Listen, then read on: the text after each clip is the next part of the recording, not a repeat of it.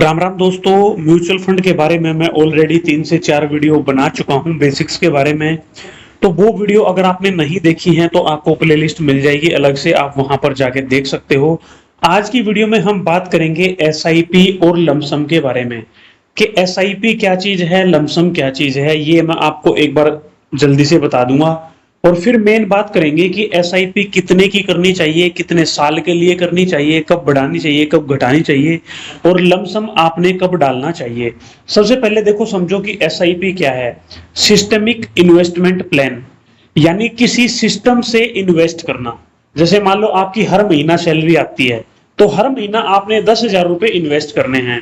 तो ये एक ऐसा सिस्टम होता है कि ऑटोमेटिकली आपके खाते से जितनी तारीख को आप चाहोगे उतनी ही तारीख को 10,000 रुपए डिडक्ट हो जाएंगे।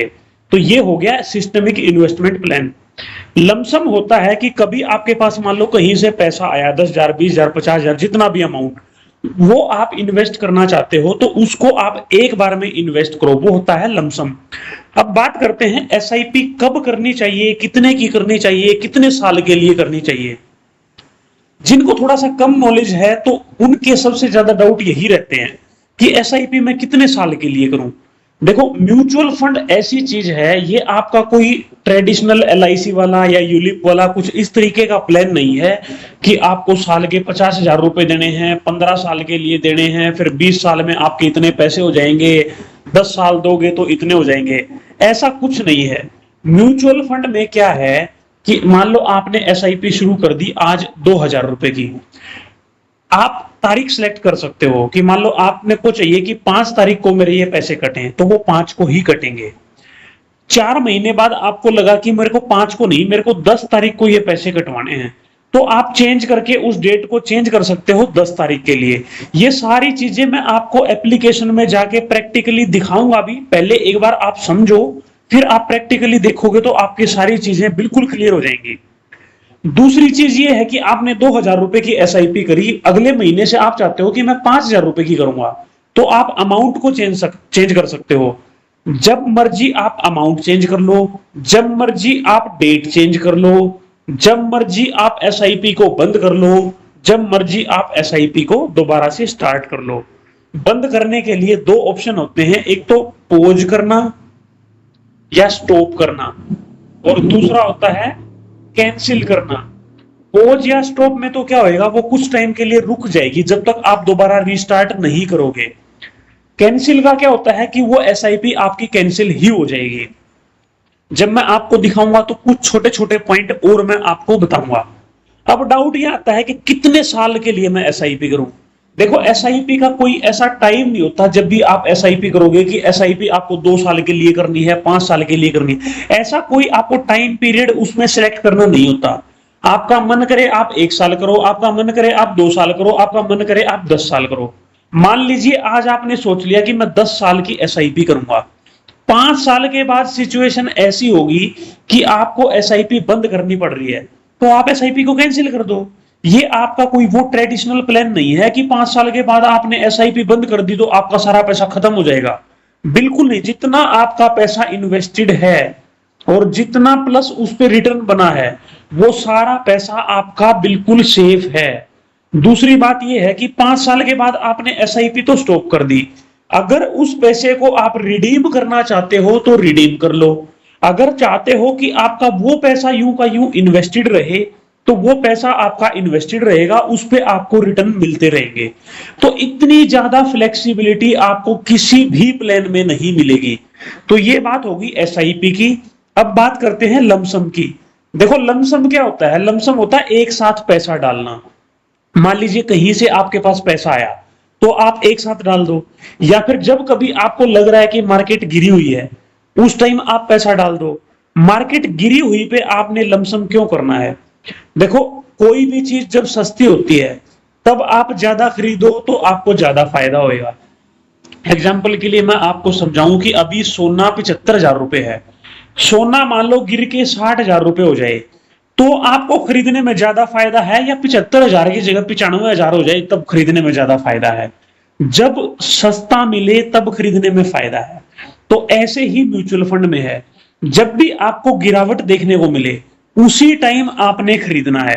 उसके लिए आपने कोई भी अपने तरफ से कोई सिस्टम बना लेना है। जैसे मैंने क्या सिस्टम बना रखा है वो भी मैं आपको दिखाऊंगा। अभी चलते हैं एक बार डायरेक्ट ऐप पे और मैं आपको दिखाता हूं ये सारी चीजें जो मैंने बताई हैं। हम आ गए हैं ग्रो ऐप में, जिसमें मेरी एसआईपी चलती है, जिसमें मेरे म्यूचुअल फंड में इन्वेस्टमेंट है। आपकी कोई और भी ऐप हो तो ये सारे ऑप्शन आपको उसमें मिलेंगे। एक्सप्लोर का ऑप्शन है, यहाँ पे जाके आप अलग अलग म्यूचुअल फंड को एक्सप्लोर कर सकते हो। ये डैशबोर्ड है, डैशबोर्ड में देखो ये मेरा करंट अमाउंट दिख रहा है, इन्वेस्टेड अमाउंट दिख रहा है, रिटर्न कितने बने हैं, एक दिन का चेंज क्या है, ये सारी चीजें आपको दिख रही हैं। नीचे चल के आप देखोगे तो ये वो सारे फंड आपको दिखाई दे रहे हैं जो मेरे फंड हैं। अभी टोटल मेरे पास 5 फंड हैं। उसके आगे देखो एसआईपी का ऑप्शन है। एसआईपी मेरी अभी देखो 21,000 रुपए की टोटल एसआईपी चल रही है। एक्टिव एसआईपी 5 है, मैंने अभी बताया कि मेरे पास 5 फंड है। ये देखो ये सारी एसआईपी मेरी चल रही है। एग्जाम्पल के लिए देखो यहाँ पे ये 15 जुलाई है इसकी डेट, ये 25 जुलाई है, ये 25 जुलाई है, ये 2 की 1 अगस्त है। अगर मान लो मेरे को इस एसआईपी में कोई चेंज करना है तो मैं इस पे क्लिक करूंगा। क्लिक करके देखो मैं यहाँ पे सारी डिटेल देख सकता हूँ कि पिछली कब कब मेरी एसआईपी कटी है। देखो मैंने यहाँ पहले 3,000 रुपए की एसआईपी थी, फिर मैंने 4,000 अमाउंट कर दिया था, तो यहाँ पे आपको ये दिखेगा कि मैंने अमाउंट चेंज किया था। सारी एसआईपी देखो 1-2 दिन का आपको ना देखो ऊपर नीचे मिलेगा। यहाँ पे 11 तारीख को कटी मेरी, सॉरी 1 तारीख को कटी मेरी, यहाँ पे 2 तारीख को कटी मेरी। तो 2 तारीख को क्यों कटी? अगर मान लो 1 तारीख को छुट्टी है तो वो या एक दिन पहले कट जाएगी या एक दिन बाद में कटेगी। जनरली मैंने देखा है कि वो बाद में ही कटती है। ठीक है, अगर मान लो आपको कोई भी एसआईपी में चेंज करना है, जैसे मान लो मैं इस पे गया, इस पे जाने के बाद देखो नीचे मेरे को ऑप्शन दिखेगा वन टाइम और स्टार्ट एसआईपी। वन टाइम तो अगर आपने लमसम करना है तो आप वन टाइम पे जाओ। वन टाइम पे जाओगे तो यहां से आप अमाउंट डालो, जितना भी आप करना चाहते हो वो आपका पैसा एकदम से कट जाएगा। अगर मान लो जो एसआईपी है, अगर इस एसआईपी में आपने कोई चेंज करना है तो यहां देखो 2 ऑप्शन मिलेंगे। जहां से हमने ये देखा था ना पहले कि इंस्टॉलमेंट कब कितनी गई है, यहां पे 2 ऑप्शन है, add step up, change amount और डेट। एड स्टेप अप में जाओगे तो आपको ऑप्शन मिलेगा कि कितना स्टेप अप आप करना चाहते हो। ठीक है, उससे क्या होगा कि मान लो देखो यहां पे आ गया अमाउंट और यहां पे आ गया ये 100 रुपए। अमाउंट का मतलब क्या है कि आप कितने पैसे से स्टेप अप करना चाहते हो, यानी बढ़ाना चाहते हो। मान लो ये 100 रुपए पे है, मैं 100 रुपए पे करता हूं। नीचे ऑप्शन है आफ्टर एवरी, आफ्टर एवरी के बाद है 6 मंथ, 1 ईयर। अभी 1 ईयर पे सिलेक्टेड है। अगर मैं 1 ईयर में 100 रुपए बढ़ाना चाहूं तो हर साल ऑटोमेटिकली मेरी एसआईपी 100 रुपए बढ़ती रहेगी। अमाउंट के बजाय देखो अब मैंने सिलेक्ट कर लिया है परसेंटेज। अभी यहाँ पे ऑप्शन आ गया है 10%। अब मेरी एसआईपी हर साल 10% बढ़ेगी। 6 महीने अगर मैं सिलेक्ट कर लूंगा तो मेरी एसआईपी हर 6 महीने में 10% बढ़ेगी। आप 10% को चाहो तो चेंज कर सकते हो, 5%, 8%, 20%, जितना भी आप चाहते हो। ठीक है, दूसरा ऑप्शन है चेंज अमाउंट एंड डेट। इस पे आप क्लिक करोगे तो देखो अमाउंट अभी मेरा 4,000 रुपए है। 4,000 रुपए से अगर आप चेंज करना चाहते हो तो इसको कर सकते हो। दूसरा आप यहाँ पे देखो फर्स्ट ऑफ एवरी मंथ ये लिखा हुआ है, मेरी ये एसआईपी डेट है। अगर मैं इस डेट को चेंज करना चाहूं तो जो मर्जी डेट सेलेक्ट करके और अपडेट कर दूंगा तो मेरी डेट चेंज हो जाएगी। मान लो मेरे को 10 को करनी है, 10 डेट सेलेक्ट करूंगा और अपडेट कर दूंगा तो हर 10 तारीख को मेरी एसआईपी कटेगी। 4,000 के बजाय मान लो मैंने 5,000 करने हैं तो 5,000 रुपए कर दूंगा, सेव चेंजेस करूंगा तो मेरी एसआईपी 5,000 की हो जाएगी। यानी अमाउंट भी आप चेंज कर सकते हो, आप चाहो तो डेट को भी चेंज कर सकते हो, आप चाहो तो स्टेप अप को ऐड कर सकते हो। ऑटोमेटिकली आपकी हर साल उतने ही परसेंट या उतने ही रुपए से एसआईपी बढ़ती रहेगी। ठीक है, आप मैन्युअली करना चाहो तो मैन्युअली कर सकते हो। दूसरा ऑप्शन देखो यहां क्या है, थोड़ा सा नीचे जाओगे तो अपकमिंग एसआईपी का ऑप्शन है। मेरी 15वीं एसआईपी कटेगी 1 अगस्त 2024 को। मान लो मेरे पैसा इस हफ्ते, इस महीने ज्यादा पैसा यूज हो गया, कोई खर्चा आ गया और मेरे पास एसआईपी के पैसे नहीं हैं, तो इधर ये स्किप का ऑप्शन है। देखो ये देखो ये स्किप का ऑप्शन है। स्किप करोगे तो आपकी ये वाली एसआईपी स्किप हो जाएगी। लेकिन मैं बोलूंगा आप कम से कम 1 वीक पहले स्किप करना। ऐसे नहीं करना कि कल आपकी एसआईपी कटनी है और आज आप स्किप कर रहे हो। 1 हफ्ता पहले स्किप करोगे तो बैंक के पास टाइम होगा, नहीं तो बैंक वाले कई बार क्या करते हैं आपके कुछ 200-400 रुपए चार्ज काट लेंगे। अगर मान लो आपने स्किप नहीं किया और आपके खाते में पैसे नहीं हैं, तो भी बैंक आपका चार्ज काटेगा 200-400 रुपए।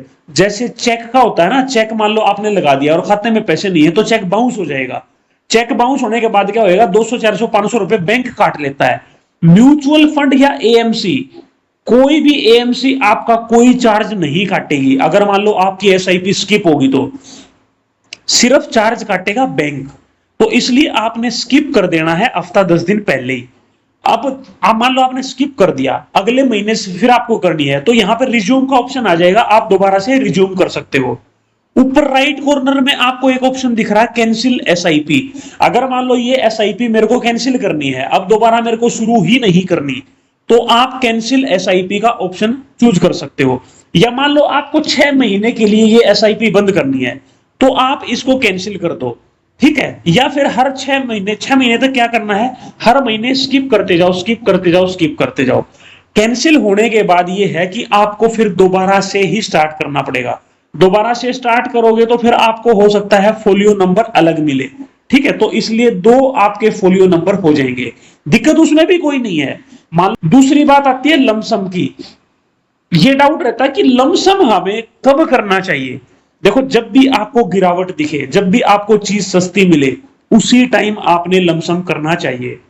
जैसे मैं आपको खोल के दिखाता हूं एक बार कोई भी फंड। जैसे मान लो ये एक्सिस स्मॉल कैप फंड है, इसके चार्ट पे जाते हैं, ठीक है। ये आप चार्ट पे आ गए, चार्ट पे आ गए तो नीचे आपको दिखेगा 1 मंथ, 6 मंथ, 1 ईयर। जैसे मान लो 1 ईयर मैंने खोल दिया अभी। 1 ईयर में जब भी आपको गिरावट दिखे, ये देखो, जब भी आपको गिरावट दिखे उसी टाइम आप लमसम कर सकते हो। अब बात यह आएगी, भाई हमें कैसे पता चलेगा ये गिरावट होगी।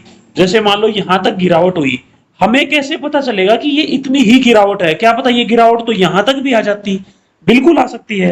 तो उसके लिए आपने एक सिस्टम बना लेना है कि जब भी मान लो, जैसे मैंने सिस्टम बना रखा है, जब भी 5% के आसपास गिरावट मिलती है, मैं कुछ लमसम अमाउंट कर डाल देता हूं। कितना डालता हूं, लगभग एक एसआईपी के बराबर।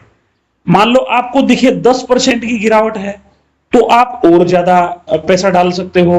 10% से ज्यादा, फिर 15% की गिरावट है तो आप और पैसा डाल सकते हो।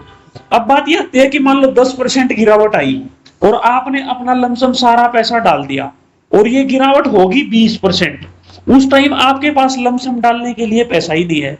तो देखो, ऐसा बिल्कुल हो सकता है। ऐसा कोई भगवान तो यहाँ कोई है नहीं कि जिसको पता चल जाए कि मार्केट तो 20% डाउन जाएगी। ऐसा पता लगे तो हम 10% पे डालते ही नहीं, हम तो सीधा 20% पे ही डालते। तो जब भी आपने गिरावट में इन्वेस्ट किया है, अगर और ज्यादा गिरावट आई है और आपके पास पैसा नहीं है लमसम डालने के लिए, तो आपको चुप से बैठना है। जब भी मार्केट ऊपर जाएगी तो आपको अच्छा रिटर्न देखने को मिलेगा, क्योंकि आपने ऑलरेडी गिरावट में इन्वेस्ट किया है। जरूरी नहीं है कि आप बिल्कुल सबसे बॉटम पे ही लमसम करो। आपको इसलिए कोई भी सिस्टम बना लेना है, या तो 5% का, 10% का, 8% का, कुछ भी सिस्टम बना लो। दूसरा ये है कि आपके पास कहीं से मान लो पैसा आ गया, मान लो मेरे पास 50,000 रुपए आ गए और मार्केट यहां है, अभी गिरी नहीं हुई है, तो क्या मैं गिरावट का इंतजार करूं? ऐसे समय पे आपको गिरावट का इंतजार नहीं करना चाहिए, क्योंकि मान लो क्या पता मार्केट 2 महीने बाद गिरे, क्या पता 6 महीने बाद गिरे, क्या पता 2 साल बाद गिरे, ठीक है। जरूरी थोड़ी है। अभी देखो, पिछले 1 साल में कोई बड़ी गिरावट नहीं देखने को मिली है। पिछले 5 साल में देखो, यहां बड़ी गिरावट आपको देखने को मिली, फिर यहां मिली, उसके बाद आप देखोगे तो ज्यादातर आपको ऊपर ही ऊपर जाता मिलेगा।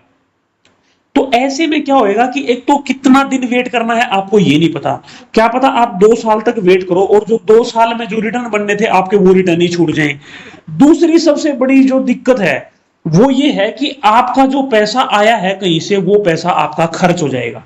इस बात से हर कोई बंदा मेरी से एग्री करेगा कि मान लो आज आपके पास 50,000 रुपए आ गया, आप 4-6 महीने उसको रखे बैठे हो कि गिरावट आएगी तो मैं इन्वेस्ट करूंगा, तब तक वो पैसा आपका गारंटीड खर्च हो ही जाएगा। तो अगर कहीं से आपका पैसा आ रहा है तो आपने क्या करना है, वो डायरेक्ट इन्वेस्ट कर देना है बिना सोचे समझे कि मार्केट कहां है, ठीक है। क्यों? क्योंकि देखो, मार्केट में आपने इन्वेस्ट किया है 10 साल के लिए। अगर मान लो आपने इन्वेस्ट किया, मार्केट वहां से 10-20% गिर भी गई, तो क्या फर्क पड़ेगा? आपका तो होराइजन है वो 10 साल का है, आपने कोई 2 महीने बाद थोड़ी ना पैसा निकाल लेना है। एसआईपी या लमसम पे अगर आपका कोई क्वेश्चन है तो आप कमेंट सेक्शन में पूछ सकते हो। उम्मीद है कि आपको अपने सारे डाउट क्लियर हो गए होंगे। हाँ, एक चीज और जो छोटी सी मिस हो गई है वो अभी मैं क्लियर कर देता हूं। एसआईपी कितने अमाउंट की करनी चाहिए, ये भी क्वेश्चन कईयों का आता है जिनको मान लो नया नया इन्वेस्ट करना शुरू किया है। तो अगर मान लो आप 20,000 रुपए हर महीने बचाते हो तो आपको एसआईपी 20,000 रुपए की ही करनी चाहिए। ऐसा नहीं करना है कि आप पैसा तो बचा रहे हो 20,000 रुपए, एसआईपी कर रहे हो 2,000 रुपए की। 2,000 रुपए की आप एसआईपी कर रहे हो तो फिर आपका पैसा उतना बनेगा ही नहीं। तो आपको अपनी मैक्सिमम कैपेसिटी में एसआईपी करनी चाहिए, ठीक है।